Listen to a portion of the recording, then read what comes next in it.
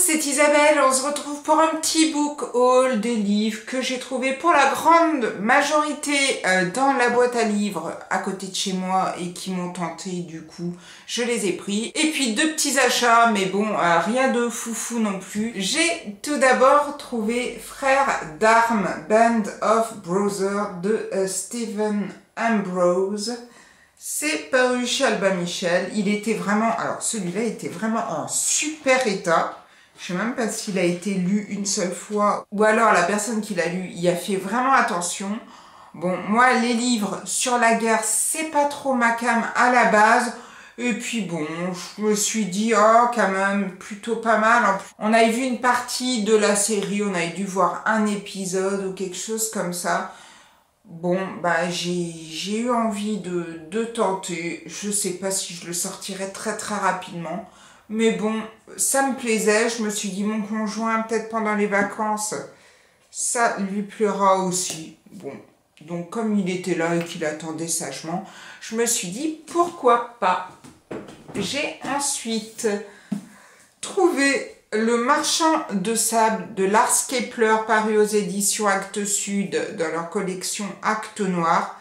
Je n'ai jamais lu de livre de cet auteur. Je ne sais même pas de quoi ça parle. Je sais que ça doit être un peu dans le même style que Camilla Lackberg, parce que c'est la même maison d'édition, c'est le même style de couverture. On doit être dans un thriller, c'est suédois, parce que je vois que c'est marqué roman traduit du suédois. Donc, un roman suédois. On verra bien ce que ça donne. Si vous l'avez lu, vous n'hésitez pas à me dire ce que vous en avez pensé. J'ai aussi pris, parce que je l'ai trouvé, mais pas parce que pour l'instant j'ai lu 2 livres de l'auteur et je peux pas vous dire que j'ai été super bluffée. Mais il y avait La Patience du diable de Maxime Chatham, paru chez Albin Michel. Je ne sais plus si ça fait partie d'une trilogie ou pas. Je vous avouerai que j'ai même pas regardé sur Livre Addict. Mais comme je l'ai trouvé et qu'il est en très bon état et tout, je me suis dit bon. Après La Conjuration primitive, donc ça doit être la suite de La Conjuration primitive que je n'ai pas. Mais au pire, je me le prendrai à la médiathèque et puis je dirai celui-là après. Vu qu'il était en super état, forcément, je me suis ruée dessus, en sachant que pour l'instant, je ne voue pas une adoration phénoménale à Maxime Chatham et que je vais quand même essayer de le découvrir dans un autre style parce que franchement, Le Signal, j'avais pas du tout, mais alors pas du tout aimé. J'ai aussi trouvé, et toujours dans ma boîte à livres, décidément, il y a des fois, on tombe sur des petites pépites comme ça. Là, je vous dis pas que c'est une pépite, hein, parce que j'en sais rien du tout. Le livre de Laura von Wormer, La proie du tueur, c'est paru. Eh ben, c'est paru. Alors moi, j'avais vu Mira, mais derrière, je m'ai marqué édition Harlequin. Et là, je me dis, tiens, édition Harlequin. Mais bon. Je verrai bien. J'ai également trouvé Le secret de la manufacture de chaussettes inusables. Je n'ai pas lu, et c'est honte à moi. Je n'ai toujours pas lu Le cercle littéraire des amateurs d'épluchures de patates, si je me trompe pas, c'est ça.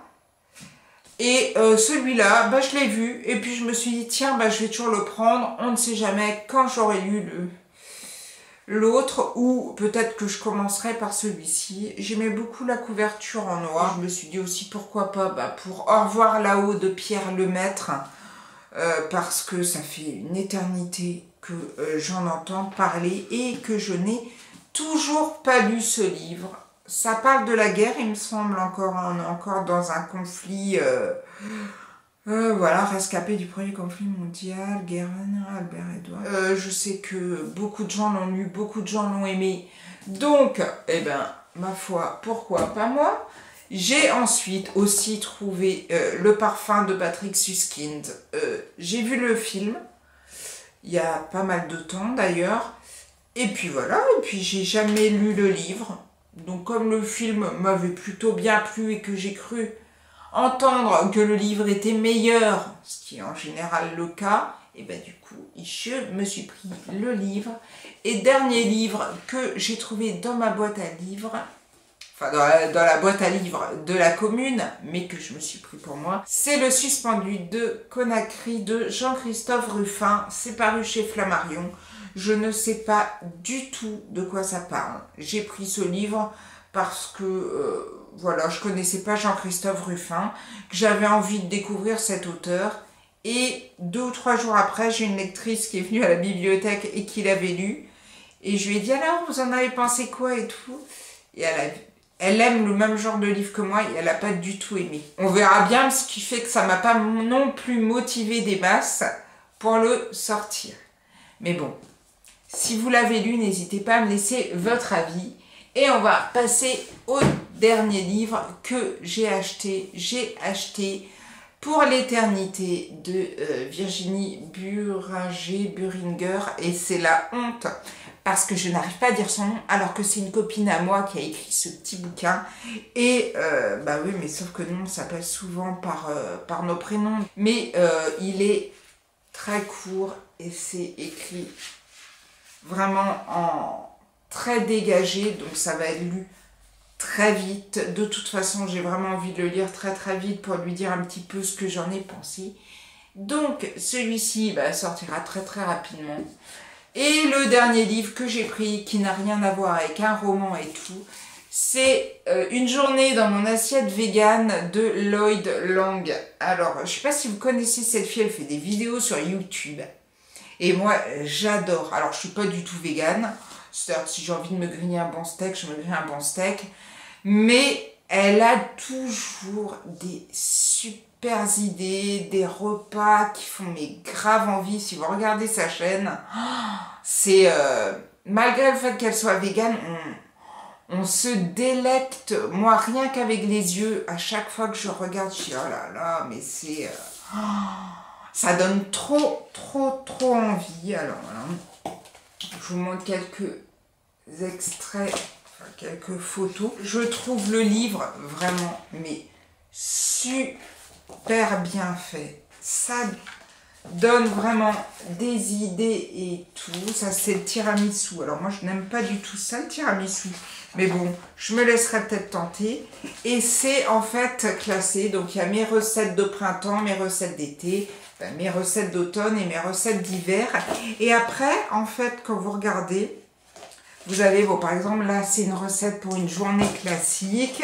Mais il y a des recettes pour les journées pas le temps, ce qui est souvent mon cas. Ou des recettes pour les journées sport, ce qui est moins mon cas, à moins qu'on considère que la lecture est un sport. Mais voilà, il y a aussi journée week-end, enfin il y a pas mal de choses comme ça.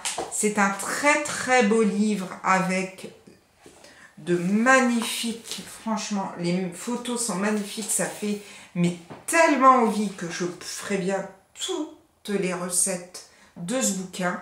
J'en ai fait déjà 2-3 et c'est génial. Franchement, c'est super bon. Donc, je ne peux que vous encourager, soit vous prendre le livre, soit au moins jeter un petit coup d'œil à sa chaîne.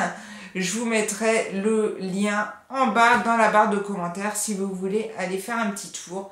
Et on en a fini avec les livres que j'ai pris ou achetés durant ce dernier mois. Si vous avez lu certains des livres que je vous ai présentés, n'hésitez pas à me dire ce que vous en avez pensé. Peut-être que vous me donnerez envie d'en sortir un avant un autre. En tout cas, je vous souhaite de très très belles lectures. J'espère que tout se passe bien pour vous. Et je vous dis à bientôt pour une prochaine vidéo. Prenez soin de vous. Ciao, ciao!